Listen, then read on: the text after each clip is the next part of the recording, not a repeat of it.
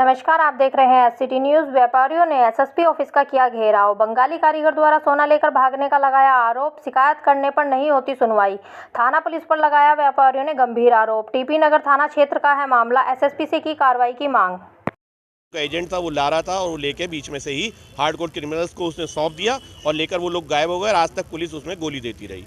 जो आईओ थे, जो इन्वेस्टिगेशन ऑफिसर थे, वो कहीं ना कहीं हमारे व्यापारी का कहना है वो अपराधियों के साथ मिल गए और उन्होंने कहीं ना कहीं उनसे कोई सेटिंग और गेटिंग का मामला कर लिया, बड़ी सेटिंग गेटिंग का मामला कर लिया।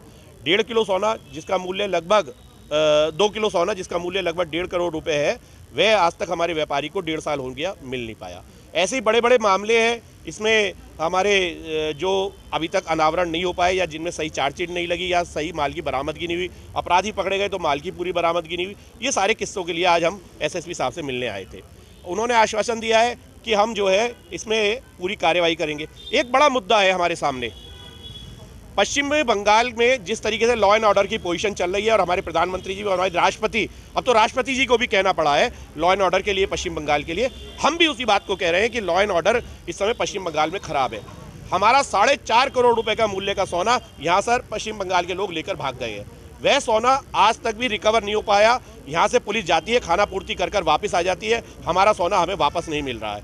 हमें कहना है कि पश्चिम बंगाल के अंदर केवल पुलिस का ही नहीं, अगर आवश्यकता पड़े तो सेना, और सेना नहीं तो राष्ट्रपति शासन लागू होना चाहिए। हमारा सोना हमें तक मिलना चाहिए। हमारा मौलिक अधिकार है, सुरक्षा देना भारत सरकार का कर्तव्य है, उत्तर प्रदेश सरकार का कर्तव्य है। पश्चिम बंगाल से हमारा सोना वापस आना चाहिए, हमारे कारोबार में का हिस्सा बनना चाहिए जो हमारे कारोबार का हिस्सा था।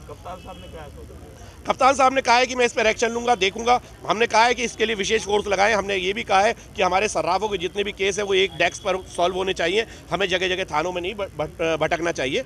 ऐसे उन्होंने आश्वासन दिया है। शस्त्र लाइसेंस की भी बात हुई है। बहुत सारे विषय आज कप्तान साहब ने हमारे सुने और हमें आश्वासन दिया। हम उम्मीद करते हैं कि वह अपने आश्वासन पर खरे उतरेंगे।